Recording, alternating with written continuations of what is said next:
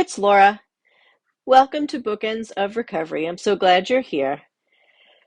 Okay, have you ever wondered why we struggle to connect with people or communicate effectively or maybe even like maintain healthy relationships? I know I did. It definitely came up in my counseling sessions. And so when my counselor mentioned it to me, she said, "Oh, that's your family of origin, otherwise known as Foo." And I was like, "What?" Because when she first said it, I thought she said food, which, of course, then I was like, Entenmann's Donuts. Like, you know how your mind kind of starts to wander, and I was like, "Oh, I'm hungry. I could do some Entenmann's," but I digress. Anyway, yeah, so our family of origin, like I said, otherwise known as Foo, that can be a contributing factor. And don't worry, like I said, if you haven't heard of it, no big deal. Uh, it's kind of up there, at least to me, with emotional sobriety, because like all these people knew about it, and here I am, like I have no idea. Foo, emotional sobriety, what are these things? So, if you don't know about emotional sobriety either, I talked about that a few podcasts ago, so you can take a look at that. But your family of origin, so these are the people who play a critical part in raising us. There's this, it used to be a thing back in the day where they'd be like, oh, everyone's got, two parents with 2.4 children and a picket fence. And I was always like, why is it the 2.4 children or whatever? And why is there always a white picket fence involved? I don't understand.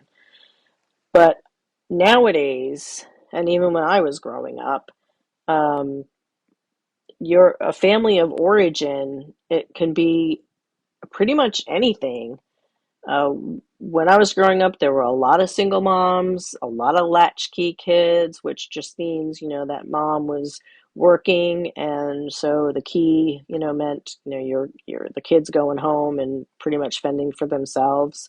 A lot of them, were young. I don't think you could get away with it right now, but yeah, so no babysitters, or a lot of times it'll be the grandparents that were their foo. So it's just whoever, sometimes it's a lot of people grew up in the system.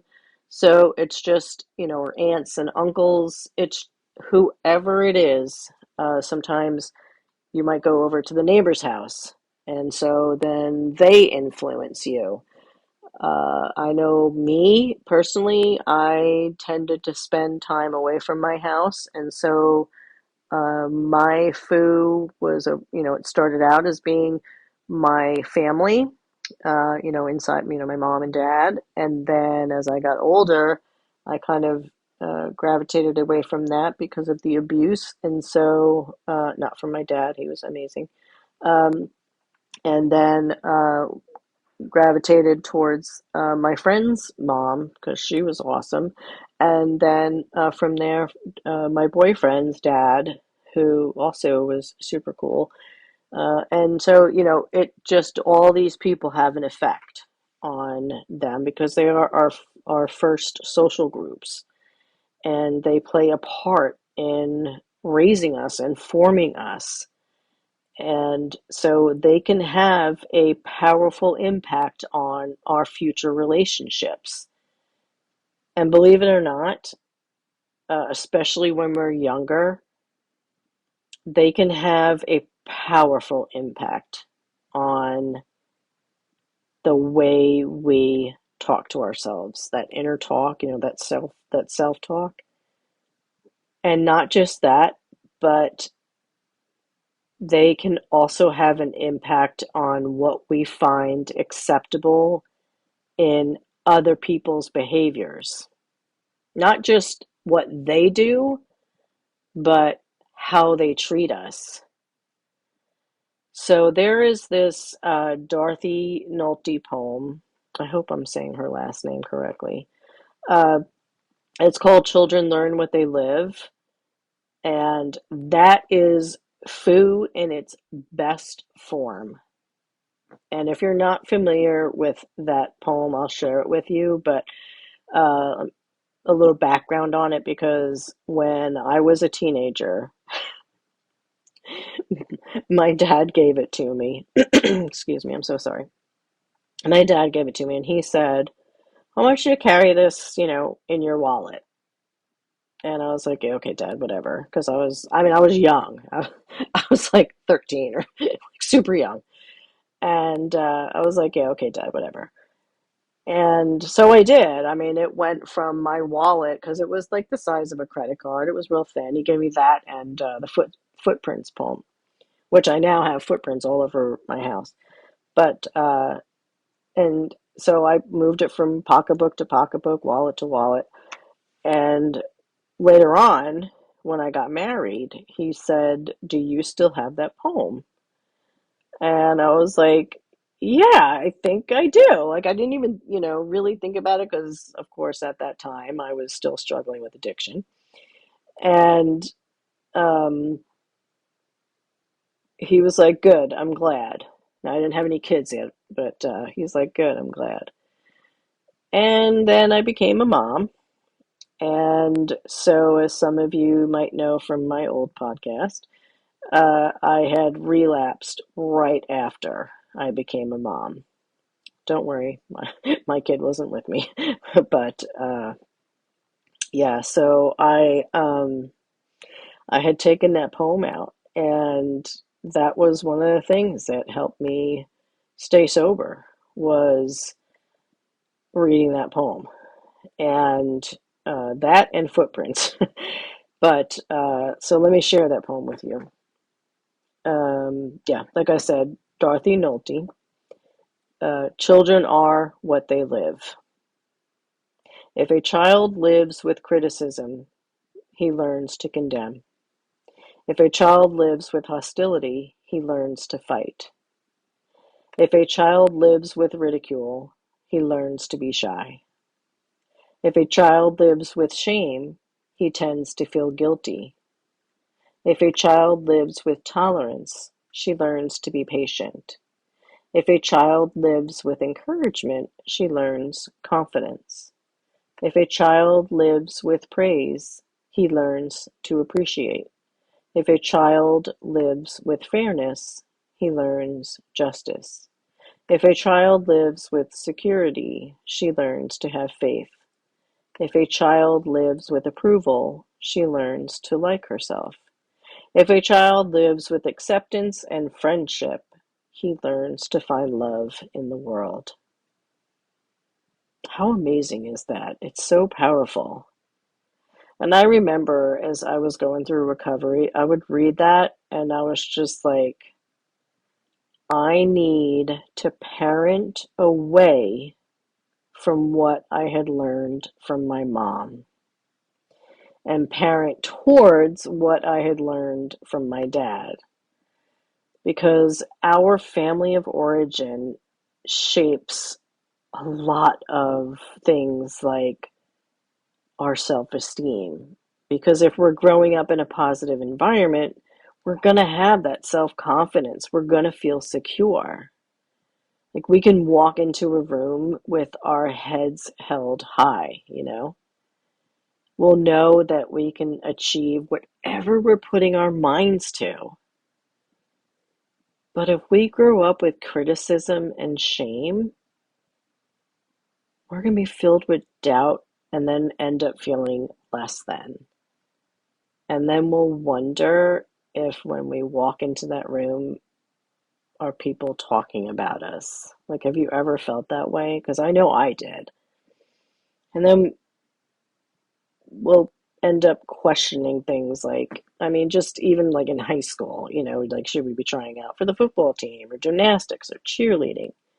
And then if we do, will we be made fun of? Just stuff like that. We'll be afraid to take chances or apply for a better job position because we just have so much negative crap stuck in our brain. Because we feel like we're just quote unquote not good enough, or we fear that we might get rejected. And sometimes you can kind of hear that negative voice in your head and it just won't quiet down. And if you can relate to what I'm saying right now, I want you to take a moment and ask yourself, who is that voice? So, in other words, like when I did it, I just assumed it was me, like in my head, that addict voice. I just thought, oh, well, that addict voice must be me. But then when I really paid attention to it, I actually talked to it uh, and asked it what it wanted, that kind of thing, which is an exercise that you can do. But as you pay attention to that voice, notice if it's someone from your foo,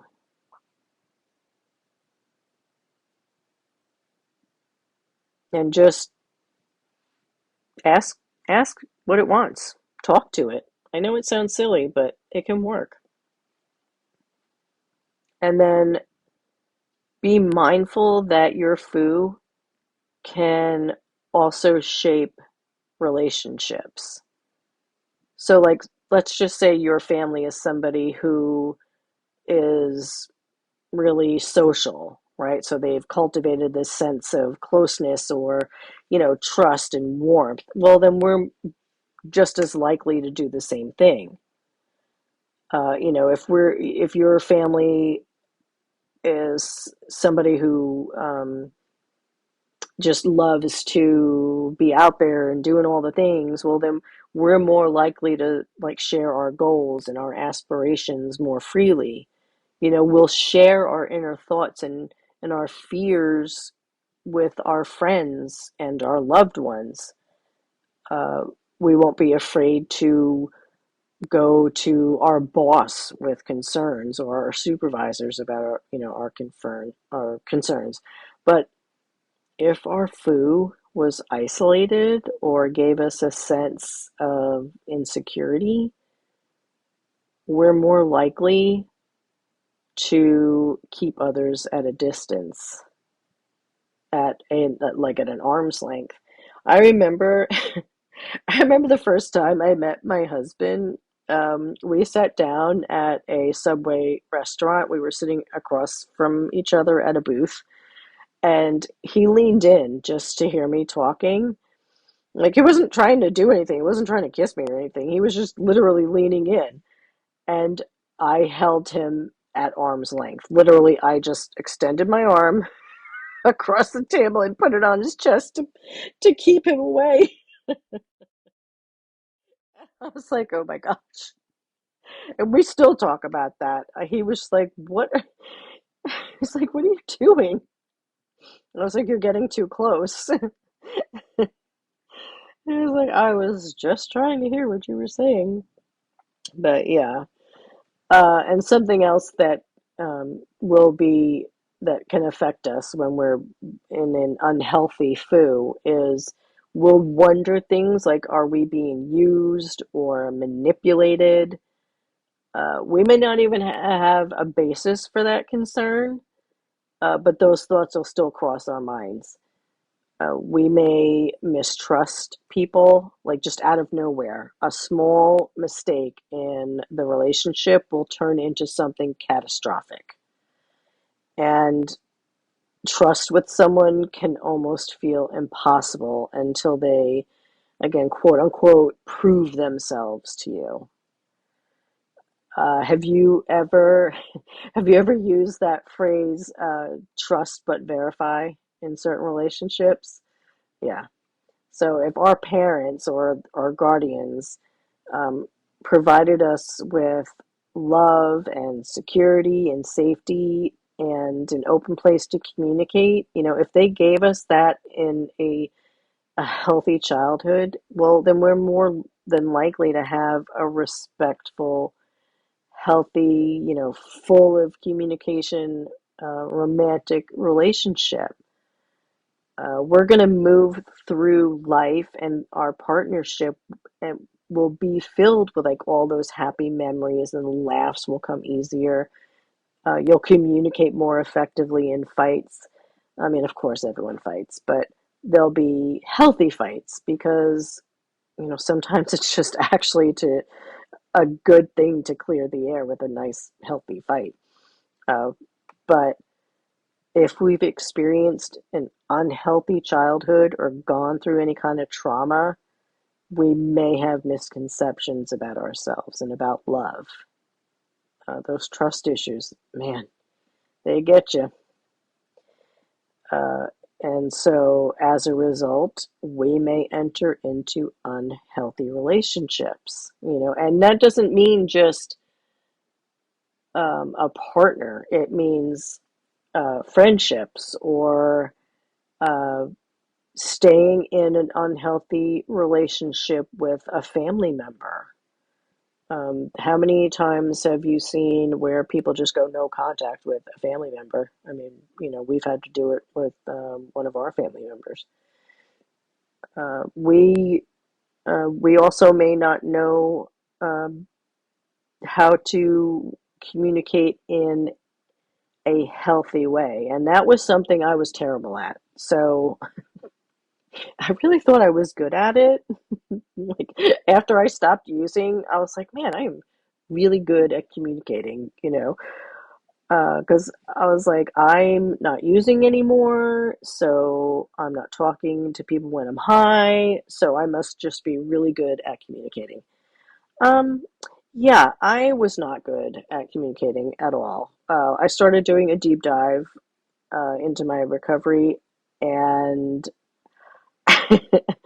I was like, I don't know, maybe 6 months, maybe 9 months into my recovery. And one of the things I hadn't learned yet was how to put my ego aside because I had a huge ego. And I remember telling someone, um, it was one of my sponsees, I was like trying to tell them how they should recover. Okay, here I am. I may have been clean for a long time, but I had no idea what it was like to be emotionally sober, and I'm trying to tell someone how they should run their program. Yeah, it just no. Ugh, makes me feel terrible on the inside. Thankfully, I was able to go back and apologize later, but still, I'm just like, it makes me cringe on the inside. Just awful. Uh, who did I think I was back then? Oh my gosh. And then I was super passive aggressive because I didn't know how to express my needs. My humor is sarcastic anyway. And so take that sarcasm, dial it up to a million, and I would just use that to hurt. And then if you hurt me, then I would just go for the jugular. Because it was just easier to be sarcastic rather than direct about how I was feeling. And, yeah, I can be snarky, but I was doing it in an unhealthy way. And so and then, that whole passive aggressive, like, I would say things like via the dog, which is terrible. I guess I'll take you outside since, nobody else is doing it, Like, why don't I just say to my daughter, can you please take the dog outside? Just immature stuff like that. And then I would use blanket statements like, you never do that and you always do this, which is just so bad. It's very unhealthy to use blanket statements. Very bad. So if you're still struggling, I want you to know you are not alone. You can learn to communicate properly. And it's not hard. Um, it's very easy.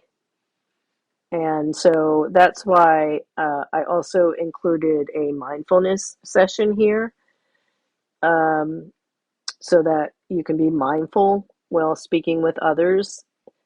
So at the end of this, for those of you who can relate, if you're interested, hang on, and I'll be doing that with you.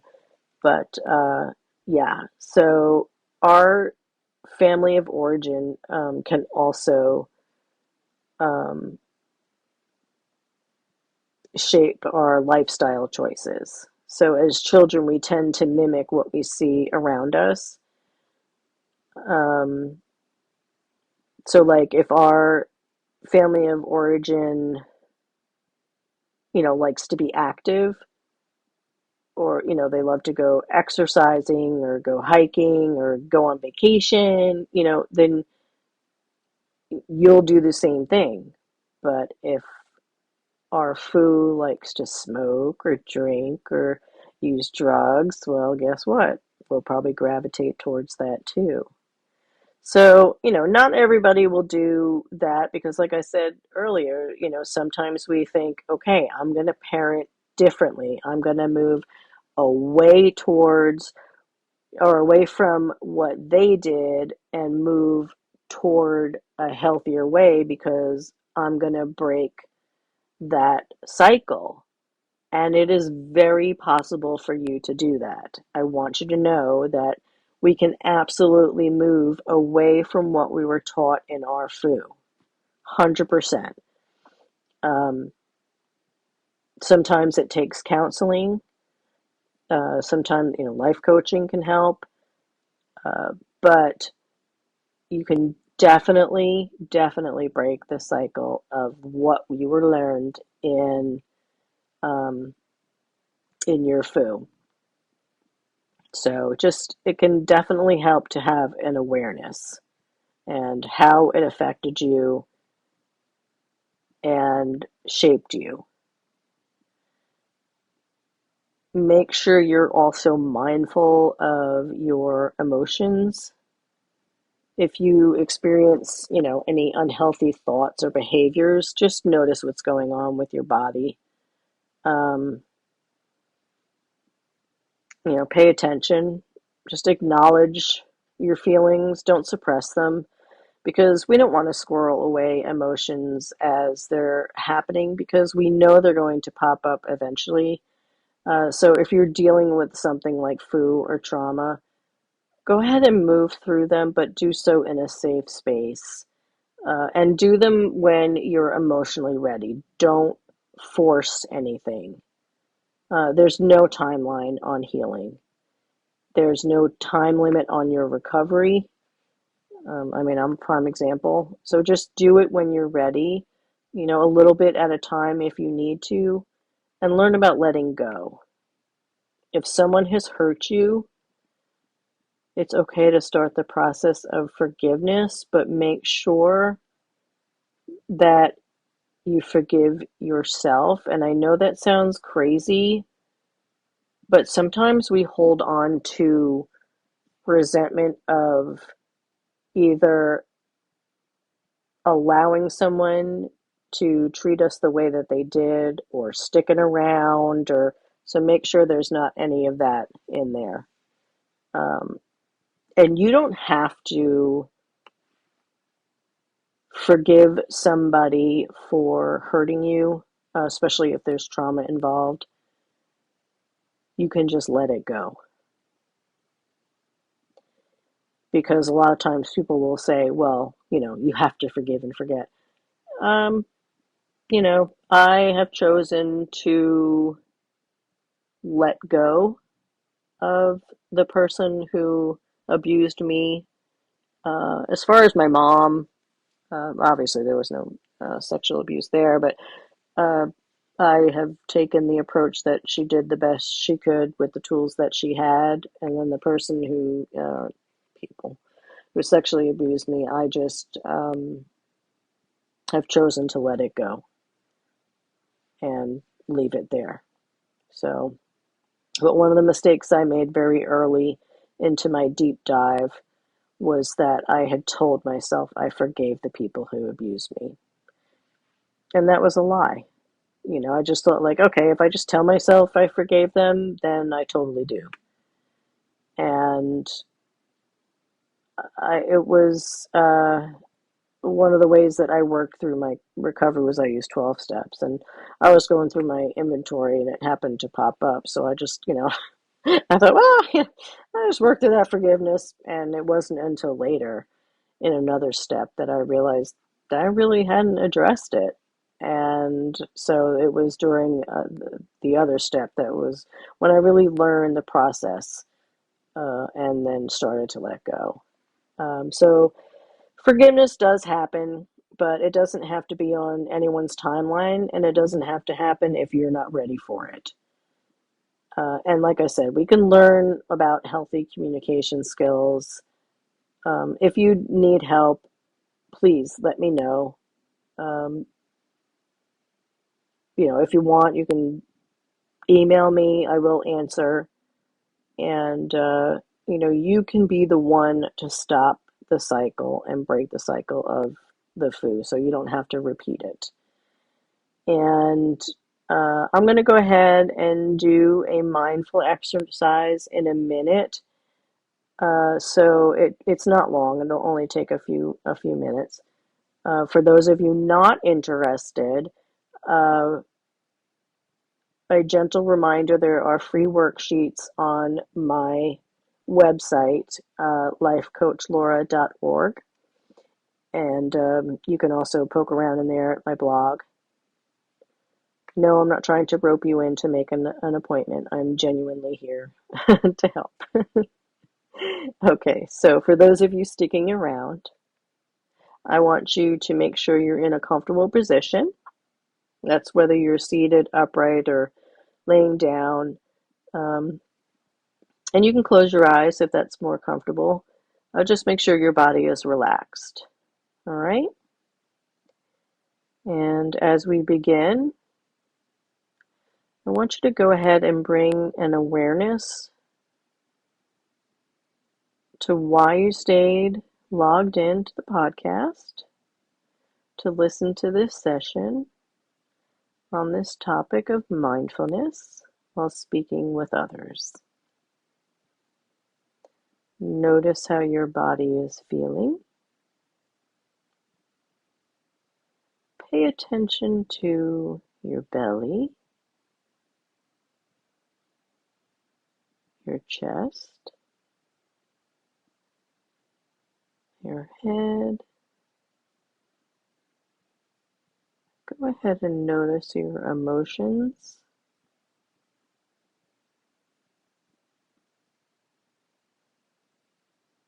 The positive or negative impact of any stories that are happening about this topic. And know that others are feeling the same way.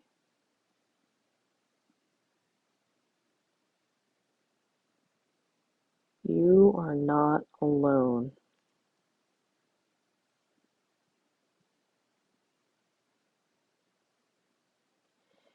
Remember, we are social creatures. Rarely does a day go by where you don't interact with anyone. Maybe you have family. Maybe you'll talk to people through work or when you're shopping. But you can bring mindfulness to whatever you're saying by noticing how it will impact others or what your intentions are.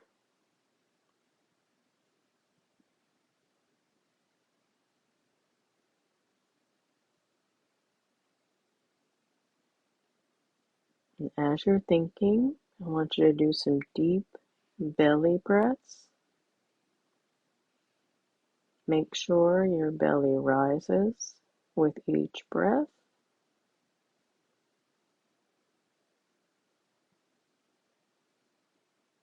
Very good.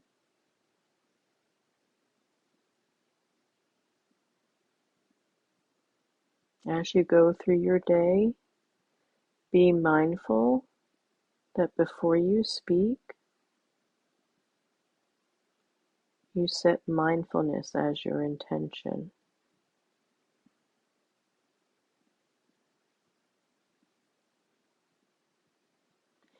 Examine the possibility of saying your words with kindness and patience. Consider whether your words are timely, useful,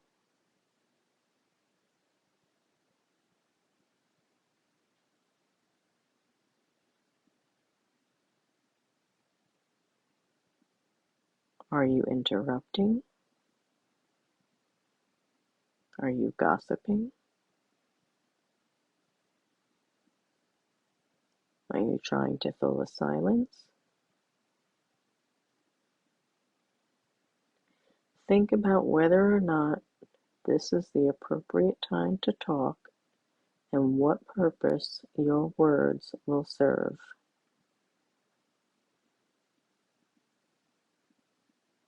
It's possible that your words will put someone else down, interrupt a person, or be untrue. Try reconsidering your words. Speak slowly and be mindful of the words that you're using.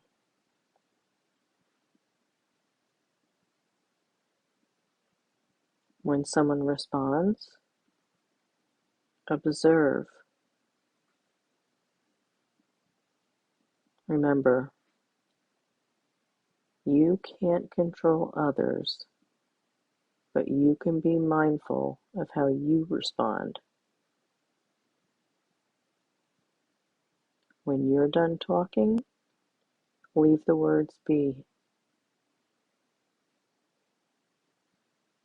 Listen to the other person. Truly hear what they are saying, and then wait a few seconds to make sure they're done speaking. Then wait for the right time to talk again.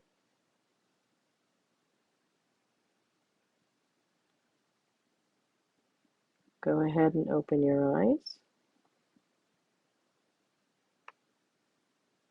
Okay, and that was just a quick way for you to kind of just be in a mindful space inside your brain, just to kind of think about when you're speaking, if you're doing that in a mindful and kind way. Sometimes I like just to add those little things in there for you, where, sometimes people like them, sometimes they don't. But I very much appreciate you listening, and I do want you to know, no matter where you are in your recovery and your healing, whether this is your first day, your 100th day, your 100th first day, you can do this. I am here for you. I'm in your corner. Again, feel free to email me. Go to my website, lifecoachlaura.org, and go ahead and download some of those free worksheets. Have an amazing day because you deserve it. Thank you so much for stopping by.